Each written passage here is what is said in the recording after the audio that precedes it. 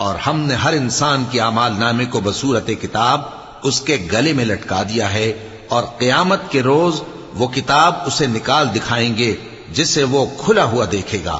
کہا جائے گا کہ اپنی کتاب پڑھ لے، تو آج اپنا آپ ہی حساب کرنے والا کافی ہے۔ جو شخص ہدایت اختیار کرتا ہے تو اپنے لیے اختیار کرتا ہے، اور جو گمراہ ہوتا ہے تو گمراہی کا ضرر بھی اسی کو ہوگا۔